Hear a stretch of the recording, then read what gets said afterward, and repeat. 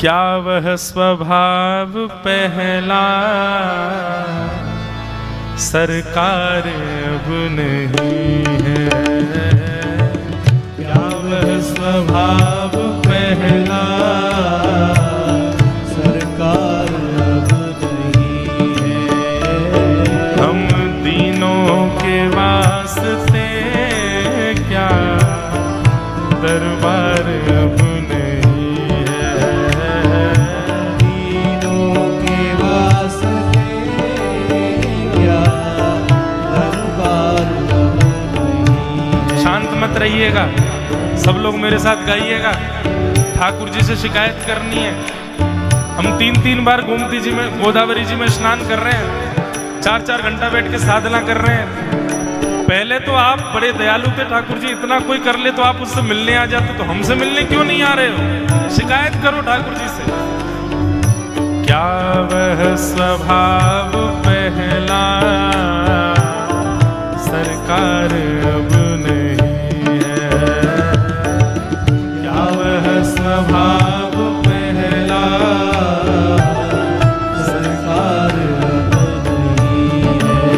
ओ हम दीनों के वास्ते क्या दरबार अब नहीं है, हम दीनों के वास्ते क्या दरबार अब नहीं है।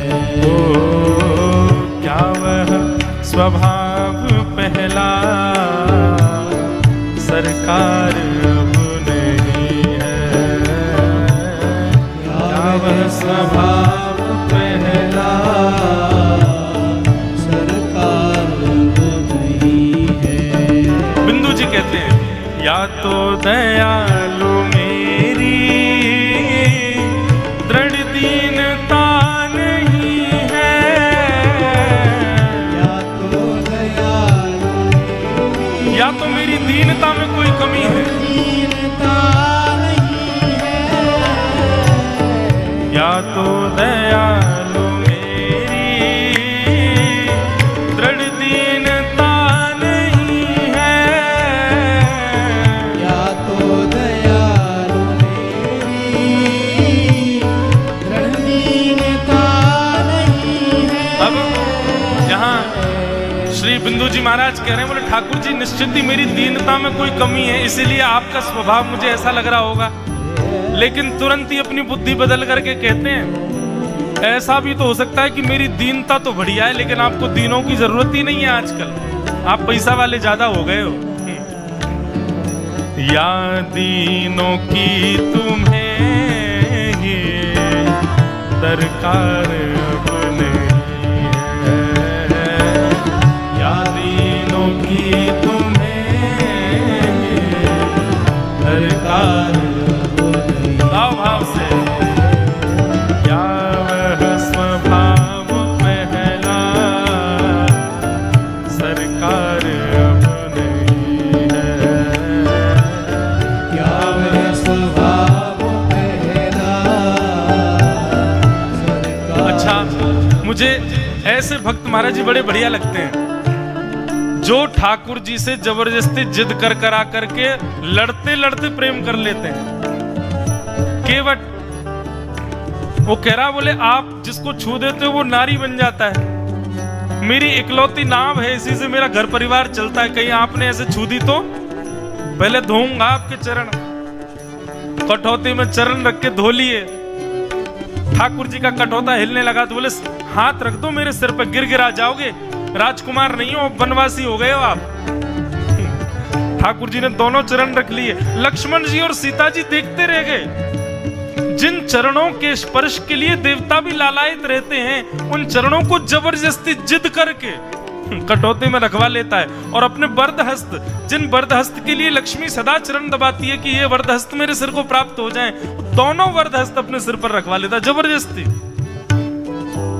और उसके बाद ठाकुर जी की नौका चलाता है केवट, और जैसे ही किनारा आने वाला होता है सुई घुमा देता है, फिर ले जाता है वापस।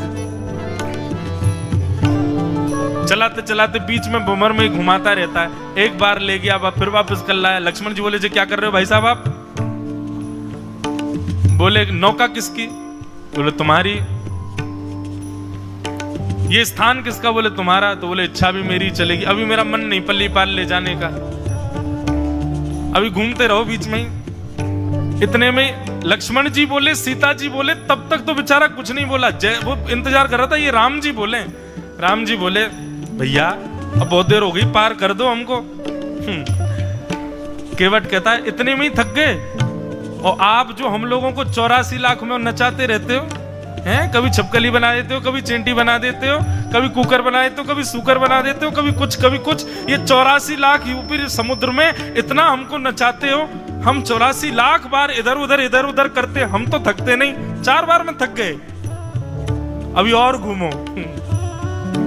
आहा।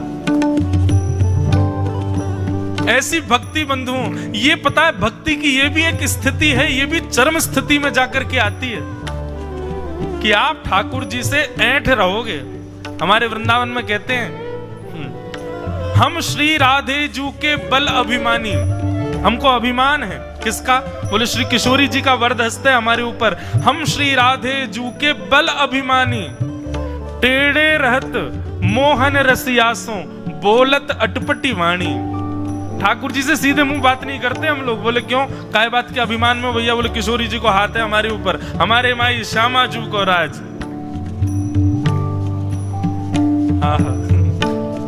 तो ये टेढ़ा रहना और टेढ़े रह करके भी प्रेम उसी से करना, ये भी एक बड़ा अद्भुत प्रेम का स्वरूप है जो बिंदु जी यहाँ प्रकट कर रहे हैं। क्या वह स्वभाव पहला सरकार अब नहीं है, क्या वह स्वभाव पहला सरकार अब नहीं है। तो हम दीनों के वास्ते क्या दरबार अब नहीं है, दीनों के वास्ते क्या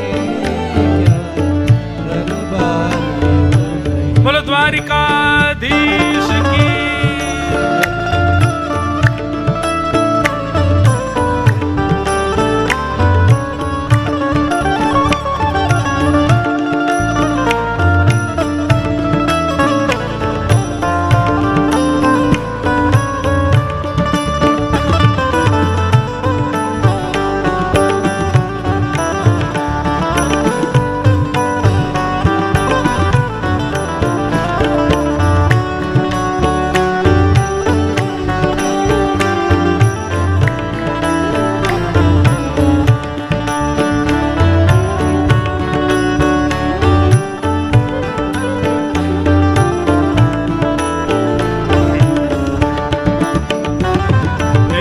पाते थे जिस हृदय से आश्रय अनाथ लाखों, पाते थे जिस हृदय से आश्रय अनाथ लाखों, पाते थे जिस हृदय से आश्रय अनाथ लाखों, जिस हृदय से आश्रय अनाथ लाखों, क्या वह हृदय दया का भंडार अब नहीं है, क्या वह हृदय दया का भंडार अब नहीं है, क्या वह स्वभाव पहला सरकार अब नहीं है, क्या वह स्वभाव पहला सरकार अब नहीं है। और जिससे कि द्विज सुदामा त्रैलोक्य पा गया था, जिससे कि द्विज सुदामा त्रैलोक्य पा गया था,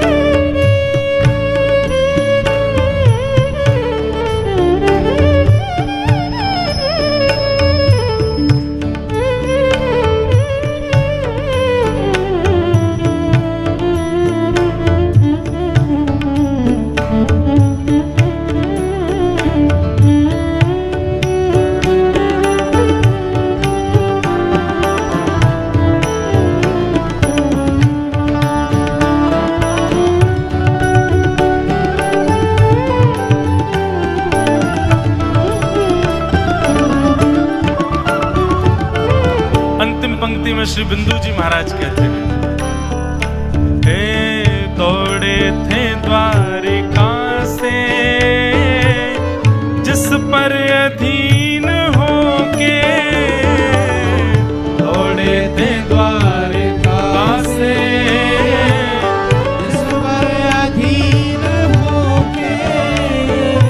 किस पर अधीन होकर के गए ठाकुर जी?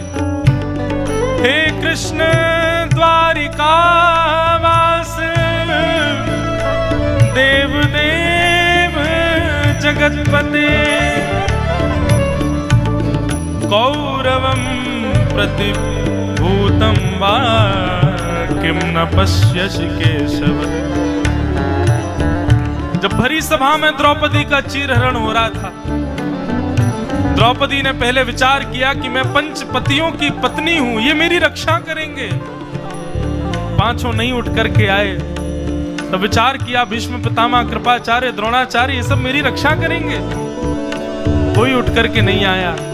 तब अपना बल लगाया, और जब अपना बल भी काम नहीं आया, बस उघारी होने वाली थी द्रौपदी, बस एक बार और दुशासन खींचता तो भरी सभा में निर्वस्त्र हो जाती द्रौपदी।